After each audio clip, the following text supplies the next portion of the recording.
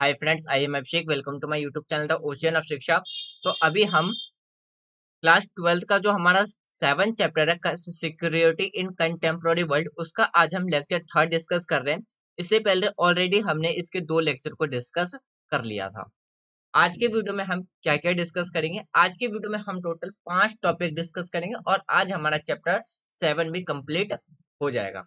इस 5 टॉपिक में हम आज क्या डिस्कस करेंगे? सबसे पहले हम ये समझेंगे कि किस तरीके से जो हमारा इंटरनल थ्रेट है, यानी कि जो आंतरिक खतरे हैं, उसको हम बच सकते हैं किस तरीके से।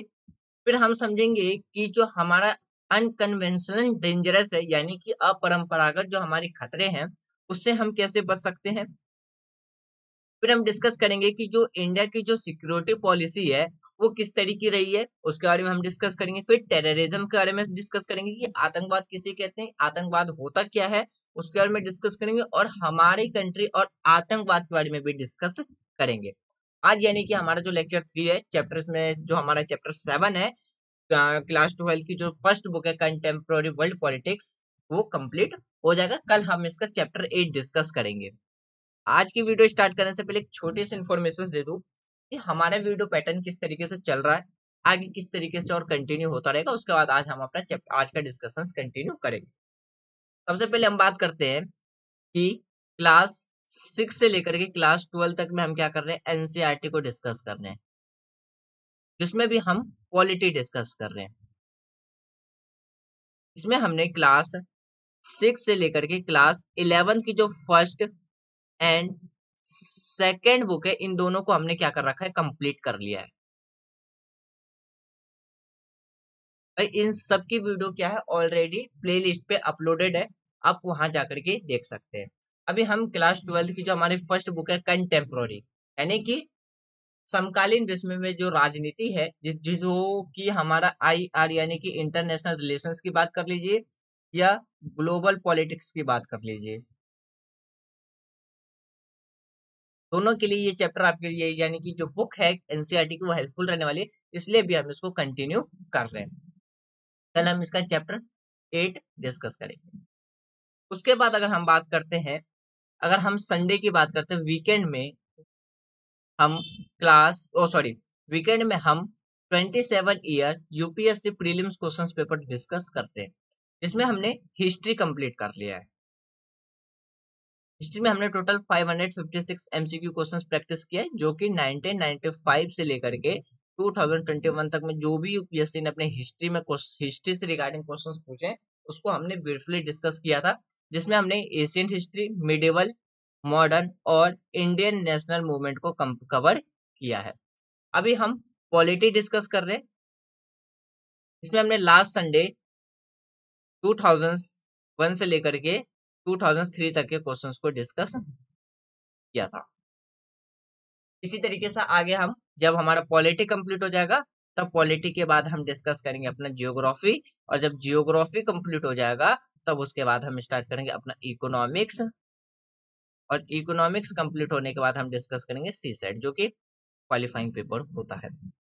एनसीईआरटी की बात करते हैं, जब हमारा पॉलिटी का सेक्शन कंप्लीट हो जाएगा तब उसके बाद हम स्टार्ट करेंगे अपना जियोग्राफी 6 से लेकर के 12 तक, और जियोग्राफी कंप्लीट होने के बाद हम स्टार्ट करेंगे अपना इकोनॉमिक्स क्लास 9 से लेकर के क्लास 12 तक, यानी कि 9 से लेकर के क्लास 12 तक की इकोनॉमिक्स को कंप्लीट करेंगे। और इसी के पैरेलल में हम एक स्टैंडर्ड बुक भी कंप्लीट कर रहे हैं, जो कि हमारा एम लक्ष्मी का, तो हम उसको भी साथ साथ में पैरेलल में कंप्लीट करते चलेंगे, जिसमें हमने अभी तक पार्ट 1 और पार्ट 2 को कंप्लीट किया, यानी कि चैप्टर 1 से लेकर के चैप्टर 16 तक हमने कंप्लीट कर लिया विद एमसीक्यू क्वेश्चंस प्रैक्टिस के साथ, जो कि प्रीलिम्स के बेस पर है। यानी कि प्रीलिम्स के बेस पे हमने क्या है, एमसीक्यू क्वेश्चंस भी प्रैक्टिस कर लिया है। तो ये सारी चीजें हमारी आगे की वीडियो में पैटर्न में कंटिन्यू होती रहेगी, ये सारे टॉपिक्स, और इसी तरीके से हमारी वीडियो सीरीज चल रही थी और इसी तरीके से आगे कंटिन्यू चलती रहेगी। तो चलिए स्टार्ट करते हैं हम अपना आज का डिस्कशन, जिसमें हम ये सारे टॉपिक को आज कंप्लीट करेंगे। तो सबसे पहले हम समझते हैं किसके बारे में, किस तरीके से हम इंटरनल थ्रेट्स को क्या कर सकते हैं, अवॉइड कर सकते हैं। इंटरनल थ्रेट का मतलब होता है जब किसी भी एक कंट्री के अंदर, यानी कि कंट्री के बाउंड्री के अंदर जो डिस्टरबेंस है, यानी कि ऐसे डिस्टरबेंस एक्टिविटी जो कि सिक्योरिटी के लिए थ्रेट्स हो, यानी कि सिक्योरिटी के लिए खतरा हो, सुरक्षा के लिए खतरा हो, तो उसे हम कहते हैं इंटरनल थ्रेट। जैसे कि हमने बात किया था कि जब हमने फर्स्ट और सेकंड जो लेक्चर में डिस्कस किया था कि एक किस तरीके से जो एक्सटर्नल थ्रेट्स होते हैं, इंटरनल थ्रेट्स होते हैं। तो इंटरनल थ्रेट्स में क्या होता है कि एक ही कंट्री के बाउंड्री के अंदर जो भी डेंजरस रहते हैं उसको इंटरनल थ्रेट्स में रखते हैं। जैसे कि फिर हमने बात किया था कि जो जातिवाद को लेकर के जो दंगे हो जाते हैं, फिर बात करते हैं कि जो सिविल वॉर हो जाते हैं, लोग आपस में लड़ने लगते हैं या गवर्नमेंट के द्वारा या अ, फिर इनइक्वालिटी डिस्क्रिमिनेट किया जाता है। जैसे कि अगर आप क्लास 10th का जो फर्स्ट चैप्टर है पावर शेयरिंग वाला चैप्टर पढ़िएगा, तो उसमें श्रीलंका की भी कहानी थी, बेल्जियम की भी कहानी थी। श्रीलंका की कहानी में क्या देखने को मिलता है कि श्रीलंका पावर शेयरिंग नहीं करना चाहता, तो वहां पे आपको एक सिविल वॉर देखने को मिलेगा। ये सारी चीजें क्या है, एक इंटरनल थ्रेट्स है। ऐसे ही कहानी बेल्जियम के बारे में भी है। बेल्जियम में लेकिन गवर्नमेंट ने अपने कॉन्स्टिट्यूशन में कुछ अमेंडमेंट किए थे, जिसकी वजह से आज के टाइम पे बेल्जियम एक सक्सेसफुल डेमोक्रेटिक कंट्री है। जबकि आज रिसेंटली हम बात करते हैं, जैसे कि पाकिस्तान की बात करते हैं, वहां पे लोग आपस में एग्रेशन में वायलेंस कर रहे हैं। तो ये सारी चीजें क्या है, एक कंट्री के लिए इंटरनल थ्रेट्स के रूप में निकल करके आती है। जैसे कि अगर हम अपनी कंट्री की भी बात करते हैं, तो हमारी कंट्री में भी बहुत जगह पे वायलेंस देखने को मिलता है। जब सरकार कुछ पब्लिक सरकार के लिए नाराजगी रिप्रेजेंट करते, तो जो पब्लिक प्रॉपर्टीज है उसको नुकसान पहुंचाते हैं। तो ये सारी चीजें क्या है, इंटरनल थ्रेट्स हैं, यानी कि हमारी सुरक्षा के लिए क्या है, एक खतरा है। जिसमें अगर हम खालिस्तान की बात करते हैं, तो कुछ कम्युनिटी के जो लोग हैं खालिस्तान की मांग करते हैं। तो ये सारी चीजें हमारे लिए क्या है, एक इंटरनल थ्रेट्स है। तो सवाल यही निकल के आता है कि जो भी हमारे इंटरनल थ्रेट्स है, जैसे कि हम बात करते हैं किसके बारे में, सेक्टेरियन वॉयलेंस का मतलब होता है सांप्रदायिक हिंसा। यानी कि जब कोई कम्युनिटी अपनी कम्युनिटी के लिए जो क्या करता है, दूसरी कम्युनिटी को जब नुकसान पहुंचाता है, हानि पहुंचाता है, तो उसको कहते हैं हम सेक्टेरियन यानी कि सांप्रदायिक हिंसा। से हम हिंदी में कहते हैं सांप्रदायिक दंगे या सांप्रदायिक हिंसा। सांप्रदायिक,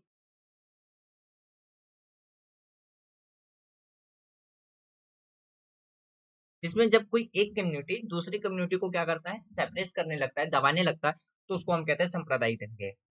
फिर आता है हमारा सेपरेटिज्म। सेपरेटिज्म को हम हिंदी में कहते हैं अलगाववाद।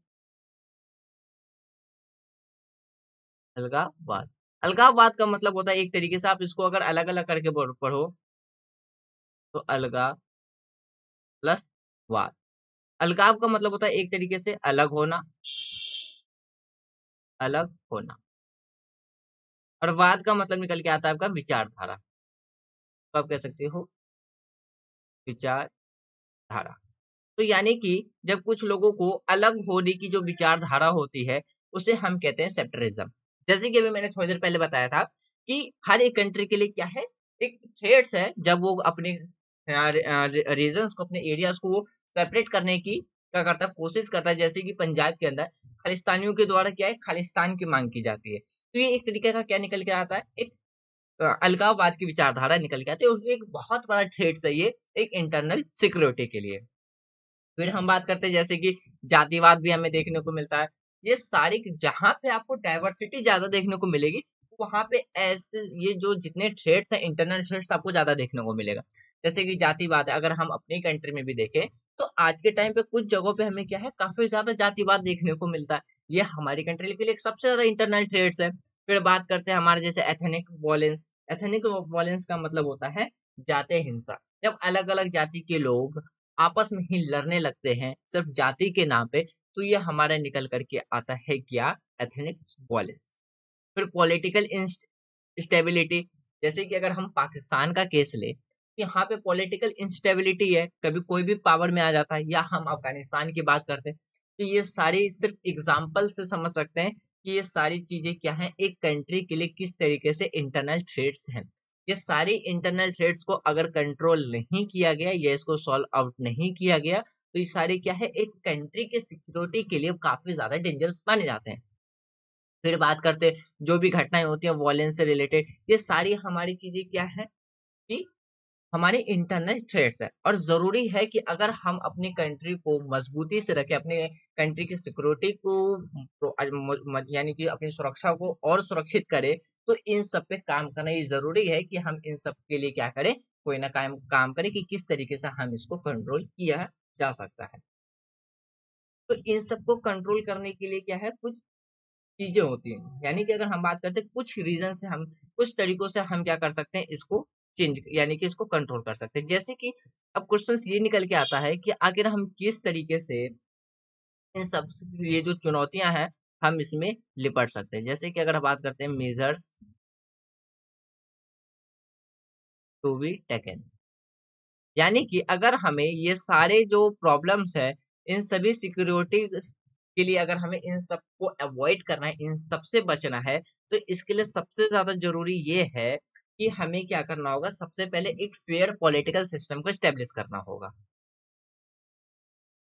Fair political system, fair political system का मतलब होता है एक तरीके से हमें निष्पक्ष राजनीति व्यवस्था को स्थापित करना होगा। निष्पक्ष राजनीतिक स्थापना से क्या मतलब है, इसका मतलब ये है कि जो भी सरकार चुन करके आए वो सभी कम्युनिटी के लिए एक तो इक्वली होकर के काम करे, ना तो किसी एक कम्युनिटी को प्रमोट करे, ना ये डिस्क्रिमिनेशन की भावना होनी चाहिए। अगर हम बात करते हैं, जो हमारा पहला पॉइंट है कि जो निष्पक्ष राजनीतिक व्यवस्था है, इसमें क्या हो सकता है कि जितने भी जो पॉलिटिकल पार्टी है वो फोकस करे किस पे, डेवलपमेंट पे, इक्वलिटी पे, सोसाइटी वर्क पे, फिर कॉरपोरेशन सोसाइटी पे, कि किस तरीके पब्लिक के हेल्थ पे, जॉब्स पे, या अगर आप बात करते हैं वैकेंसीज पे। तो इस तरीके से क्या है कि हम क्या कर सकते हैं, जो हमारा इंटरनल थ्रेट्स है, तो हम उसको कहीं ना कहीं क्या कर सकते हैं, कंट्रोल कर सकते हैं।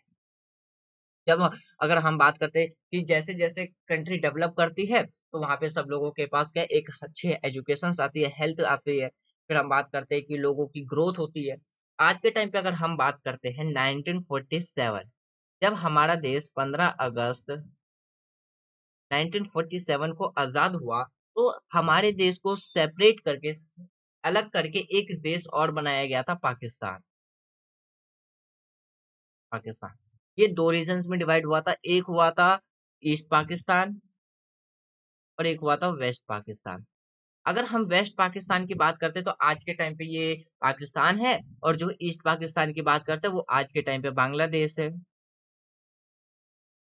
यानी कि बांग्लादेश का वो निकल के आया था 1971 में। तो अगर आज के टाइम पे अगर हम बांग्लादेश की कंडीशंस देखें, वो पाकिस्तान से काफी ज्यादा बेटर है। इसका मेन कारण क्या है, वहां की सरकार क्या कर रही है, डेवलपमेंट पे फोकस कर रही है, लोगों के एजुकेशन पे फोकस कर रही है, एक स्टेबल गवर्नमेंट है। वहीं पे अगर हम पाकिस्तान की बात करते हैं, तो पाकिस्तान इस 1947 में जो हमसे अलग होकर के एक जो नया देश बना था, उसकी कंडीशन काफी ज्यादा खराब देखने को मिलती है। वहां पे हमें क्या देखने को मिलता है, वहां पे भी हमें एक सेक्टरिज्म की भी भावना देखने को मिलता है। जो बुल्गिस्तान वाला एरिया, वहां पे एक अलग नेशंस की मांग उठ रही है। फिर जैसे कि अगर हम सिंध पंजाब के साइड जाए, तो फिर वहां पे अगर हम देखने को मिलते हैं, तो पॉलिटिकल इंस्टेबिलिटी देखने को मिलती है। वहीं पे अगर हम अपनी भी कंट्री की बात करें, अगर हम एग्जाम्पल से समझे अपनी कंट्री के बारे में, अगर हम समझते हैं अपनी कंट्री के एग्जाम्पल्स के बारे में, तो आज के टाइम पे हमारी कंट्री को ग्लोबल लीडर के टाइम में क्यों देखा जा रहा है, क्योंकि हमारी कंट्री में क्या है, इन सब काम पे फोकस किया जा रहा है कि किस तरीके से हम अपने इंटरनल सिक्योरिटी पे काम कर सकते हैं। हमारी कंट्री में अगर हम बात करते हैं आर्टिकल 18 से लेकर के सॉरी आर्टिकल 14 से लेकर के 18 तक की जो हमारे पास फंडामेंटल राइट दिया गया है, जो कि है किसके बारे में, right to equality. Right to equality यानी कि गवर्नमेंट किसी भी पर्सन से कास्ट, रिलीजन्स, फिर या बात करते हैं जेंडर, फिर लैंग्वेज, किसी भी बेस पे क्या नहीं कर सकता है, स्टेट पब्लिक के साथ डिस्क्रिमिनेट नहीं कर सकता है। इसका मेन पर्पस क्या है, ताकि गवर्नमेंट जो हो वो क्या कर सके, वो इंटरनल सिक्योरिटी को लेकर के क्या करे, ताकि हम, क्योंकि हमें पता है कि हमारी जो कंट्री क्या है, एक डाइवर्सिटी वाली कंट्री, यानी कि डाइवर्स कंट्री है। तो इसीलिए हमने सबसे पहला राइट किसका रखा, राइट टू इक्वालिटी का, ताकि सिर्फ इसलिए ताकि हम कहीं ना कहीं जो हमारी आने वाली जो टाइम होगी उसमें हम क्या करें, जो एक टाइम की जो एक चैलेंज के रूप में निकलेगा क्या, कि जो हमारा जातीय जो सांप्रदायिक हिंसा होगा या जो हम बात करते हैं जातीय हिंसा होगी, इन सबको कहीं ना कहीं क्या कर सके, इसको कंट्रोल कर सके, इससे हम क्या कर सके, अवॉइड कर सके, इससे बच सके। वहीं पे अगर हम बात करते हैं जैसे कि आज के टाइम हम अपनी कंट्री की बात करते हैं, तो हमारी कंट्री में एक स्टेबल गवर्नमेंट देखने को मिलता है, स्टेबल गवर्नमेंट देखने को मिलता है। जो भी गवर्नमेंट आती है वो अपना क्या है, टाइम को पूरा करती है, उसके बाद दोबारा इलेक्शन होता है, उसके बाद जो गवर्नमेंट चुन के आती है फिर वो कंटिन्यू करती है, एक स्टेबल देखने को मिलता है हमारी कंट्री के। यानी कि इसीलिए अगर आप वर्ल्ड अफेयर को फॉलो करते होंगे या आप वर्ल्ड इंटरनेशनल न्यूज पे अगर इंटरेस्टेड होंगे, तो आपने रिसेंटली न्यूज में सुना होगा कि जो पपुआ न्यू आइलैंड है, यानी कि जो पपुआ न्यू एक कंट्री है, उसमें हमारी कंट्री के जो रिप्रेजेंटेटिव है, हमारी कंट्री की जो गवर्नमेंट है, प्राइम मिनिस्टर है, उनको क्या कहा गया था कि हम आपको साउथ के लीडर के रूप में देखते हैं। ऑस्ट्रेलिया जब हमारे प्राइम मिनिस्टर जो भी रिसेंटली गए, तो वहां पे ऑस्ट्रेलिया की जो लीडर्स थे उन्होंने हमें हमारे रिप्रेजेंटेटिव को बॉस कह के बुला रहे। इसका मेन रीजन क्या है कि हमारी कंट्री आज के टाइम पे क्या कर रही है, ग्रोथ कर रही है। यानी कि हमारी कंट्री कहीं ना कहीं इस रूप में काम कर रही है कि किसी भी तरीके से हम इंटरनल और एक्सटर्नल थ्रेट्स को अवॉइड करते हुए, बचते हुए हम अपने आप को क्या करें, ग्रोथ करें। यही रीजन है कि 1947 में हमसे जब आजाद हुआ था पाकिस्तान, यानी कि हमसे सेपरेशन करके हमें हमारे कंट्री के एक भाग को सेपरेट करके अलग करके जो एक न्यू नेशन बनाया गया था पाकिस्तान, उसकी कंडीशंस में और आज हमारी कंडीशंस में आकाश जमीन का फर्क है। हमारी ग्रोथ काफी अच्छी हो रही है, जबकि अगर हम वही न्यू पाकिस्तान को देखते तो उसकी ग्रोथ एकदम नेगेटिव वे में जा रही है। इसका मेन पर्पस ये है कि पाकिस्तान के अंदर जो भी इंटरनल थ्रेट्स है उस पर कभी काम ही नहीं किया गया। तो अगर हमें इंटरनल थ्रेट्स को कंट्रोल करना है या उस पर वर्क करना है, तो सबसे पहला जो जरूरी निकल के ये आता है कि जो फेयर गवर्नमेंट यानी कि फेयर पॉलिटिकल सिस्टम की क्या होनी चाहिए, स्टेब्लिश होनी चाहिए। यानी कि ऐसे सरकार की यानी कि एक ऐसी राजनीतिक व्यवस्था होनी चाहिए जो क्या हो, अपने काम के लिए निष्पक्ष हो। तो पहला रीजन यही निकल के आता है कि अगर हमें सिक्योरिटी, इंटरनल सिक्योरिटी को कंट्रोल करना है, जो हमारे इंटरनल सिक्योरिटी के जो थ्रेट्स उसको कंट्रोल खत्म करना है, उससे बचना है, तो एक स्टेबल गवर्नमेंट की जरूरत पड़ती है। वहीं पे अगर हम दूसरे पॉइंट की बात करें, तो दूसरा पॉइंट निकल करके आता है क्या, डेवलपमेंट। डेवलपमेंट, तो दूसरा क्या निकल के आता है, डेवलपमेंट, यानी कि जिसे हम कह सकते हैं विकास। अब हर एक कंट्री के लिए जो डेवलपमेंट है वो काफी ज्यादा जरूरी है, कि अगर जब तक हम विकास ही नहीं करेंगे तो हम कभी भी अपना, हमारा जो इंटरनल थ्रेट्स है उससे हम अपने आप को कभी बचा ही नहीं पाएंगे। ऐसे जो मोर एग्जांपल्स हैं, आप अपने अगर हम नेबर कंट्रीज के आसपास देखें, जैसे पाकिस्तान, श्रीलंका हो गया, तो हमें इससे रिगार्डिंग बहुत से लाइव एग्जांपल्स, हम प्रैक्टिकल एग्जांपल से समझ सकते हैं। आज हमारी कंट्री में ये सारे जो इंटरनल ट्रेड्स है वो इसलिए कम होते हुए नजर आ रहे हैं। इसका मेन पर्पस क्या है कि आज हमारी कंट्री कहीं ना कहीं किस वे पे जा रही है, डेवलपमेंट पे के वे पे जा रही है। इसीलिए आज के टाइम पे हमें क्या है, ग्लोबल लीडर्स के रूप में भी देखा जा रहा है। फिर अगर हम बात करते हैं, जो यूरोपियन कंट्री है वो हमें एक बड़े इकोनॉमिक के रूप में देखती है। इसका मेन कारण यही है कि आज के टाइम पे हम क्या जा रहे हैं, डेवलपमेंट पर फोकस कर रहे हैं। अगर और भी अच्छी तरीके से अगर हम डेवलपमेंट की तरफ फोकस करते हैं, तो इंडिया आने वाले टाइम पे भी और भी ज्यादा एक स्ट्रांग पोजीशन पे हमें देखने को मिलेगा। फिर बात करते हैं किस तरीके से, end of discrimination.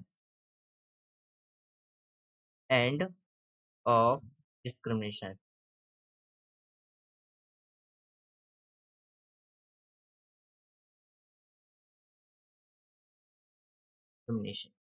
End of discrimination का मतलब ये निकल के आता है कि जितनी भी जो पब्लिक है हर एक कंट्री में, वो बिना, जो गवर्नमेंट है जो भी वर्क करे बिना किसी डिस्क्रिमिनेट के करे। अगर हम अपनी कंट्री की बात करते हैं, हमारे कॉन्स्टिट्यूशन में जो आर्टिकल 14 से लेकर के 35 तक में जो भी हमारे पास फंडामेंटल राइट है, उसमें सबसे पहला जो राइट दिया गया आर्टिकल 14 से लेकर के 18 तक, वो किस पे दिया गया है, राइट टू इक्वालिटी।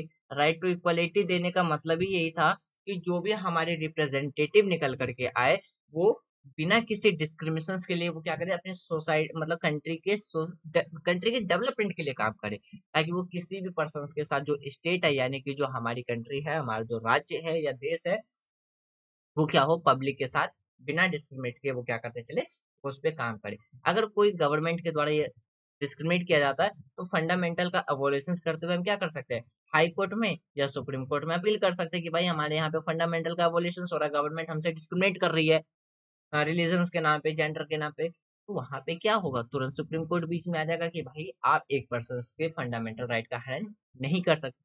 तो फंडामेंटल राइट में एक राइट टू इक्वालिटी देने का पर्पस यही था कि हम कहीं ना कहीं अपने जो इंटरनल जो थ्रेट्स है उसको क्या कर सके, कंट्रोल कर सके, उससे हम बच सके।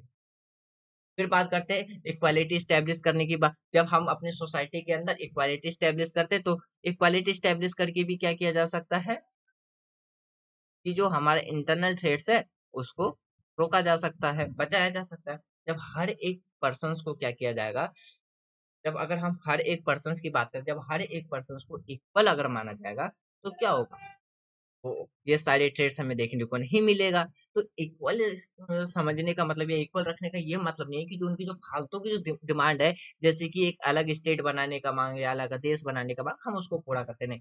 अगर हमें अपनी सिक्योरिटी को मजबूत करना है तो जो भी फालतू जैसी जो डिमांड है, जैसे अलकाबाद की नीति हो गई, तो इन सब से बचने के लिए भी क्या है, एक स्ट्रॉन्ग कदम यानी कि एक स्ट्रॉन्ग स्टेप उठाने की जरूरत है।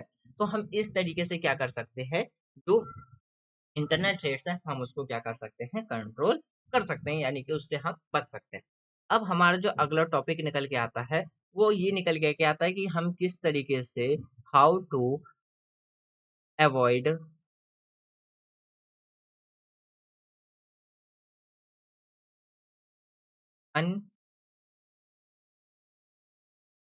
अनकन्वेंशनल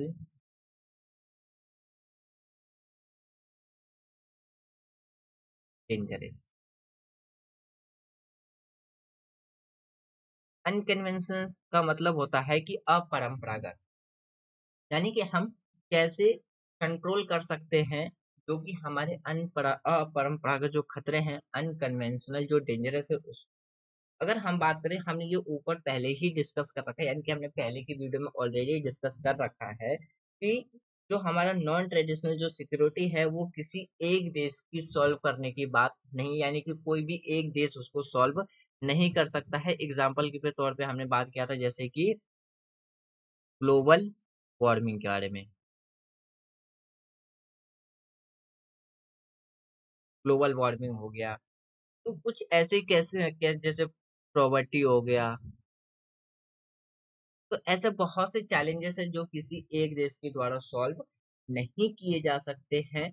उसके लिए ये जरूरत है, जरूरी है कि हमें क्या है, एक वर्ल्ड पर, यानी कि अगर हम बात करते हैं वर्ल्ड में क्या करें, एक कोऑपरेटिव यानी कि सिक्योरिटी की इस्टेब्लिशमेंट हो, कोऑपरेटिव सिक्योरिटी का होना जरूरी है। यानी कि अगर हम बात करते हैं कोऑपरेटिव सिक्योरिटी की, तो यानी कि विश्व पे एक ऐसी सिक्योरिटी, एक ऐसी सुरक्षा की स्थापना की जानी चाहिए जिसपे क्या हो कि हर एक देश एक दूसरे के साथ कॉर्पोरेट करे।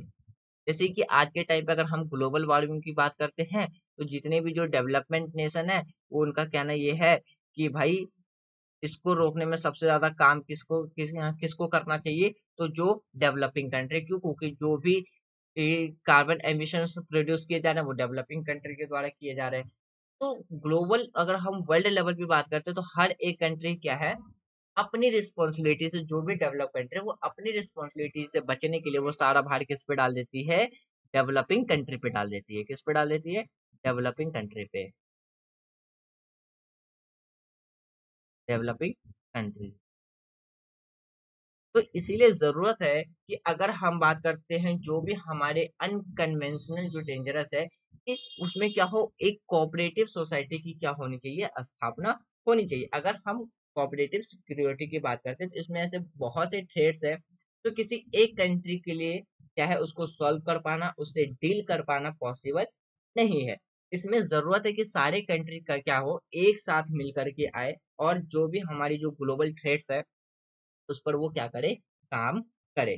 तब जाकर ही क्या हो सकती है कि हम क्या कर सकते हैं, जो भी हमारे जो प्रॉब्लम्स हैं, जो अनकन्वेंशनल जो डेंजरस है, जैसे ग्लोबल वार्मिंग हो गया, प्रॉपर्टी हो गया, फिर हम बात करते हैं टेररिज्म हो गए, तो हम इन सब पर बैठ करके क्या कर सके, काम कर सके। तो उसी को कहते हैं क्या, कोऑपरेटिव सिक्योरिटी। अगर मैं यहाँ पे डिफिनेशंस लिख दूं भाई कि कोऑपरेटिव की डिफिनेशंस क्या होती है, तो आप इसमें ये लिख सकते हैं कि there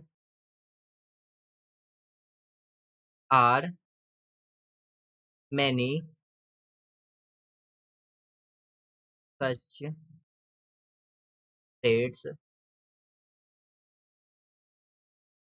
in the world which no country can solve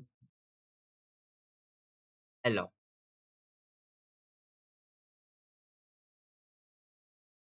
You deal with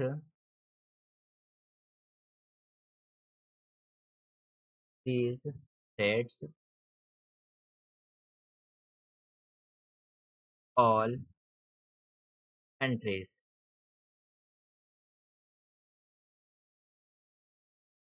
need work together.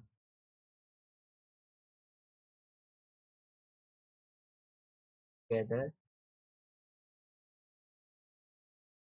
this way of fighting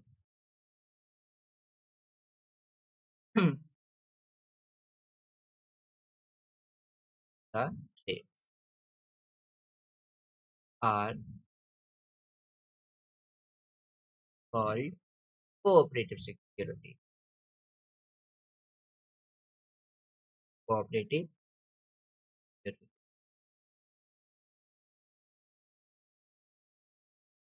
यानी कि इसका मतलब मैंने ऑलरेडी समझा दिया है।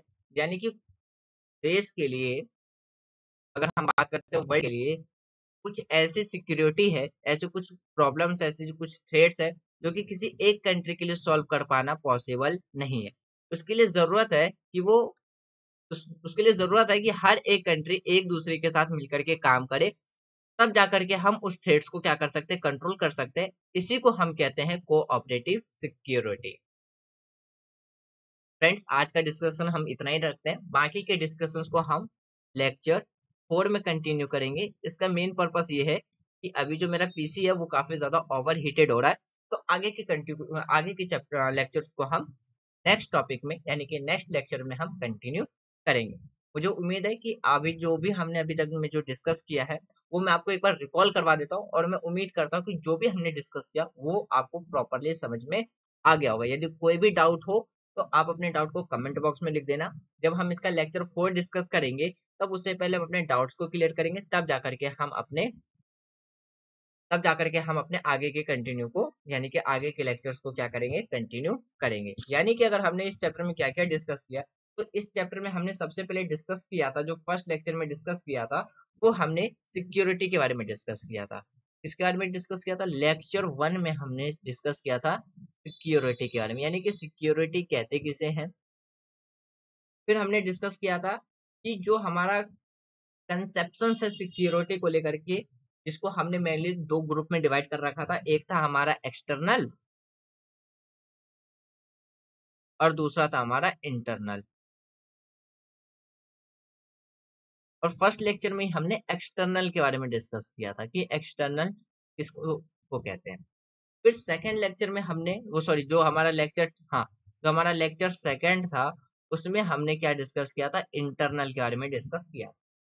फिर हमने बात किया था जैसे कि जो हमारा इंटरनल था उसमें फिर हमने non traditional notions of security के बारे में डिस्कस किया था, यानी कि ऐसे थ्रेट्स जो किसी एक देश के द्वारा सॉल्व कर पाना पॉसिबल नहीं था, जिसमें हमने डिस्कस किया था ग्लोबल वार्मिंग, ग्लोबल वार्मिंग, फिर जैसे पॉल्यूशन हो गया, फिर नेचुरल डिजास्टर हो गया,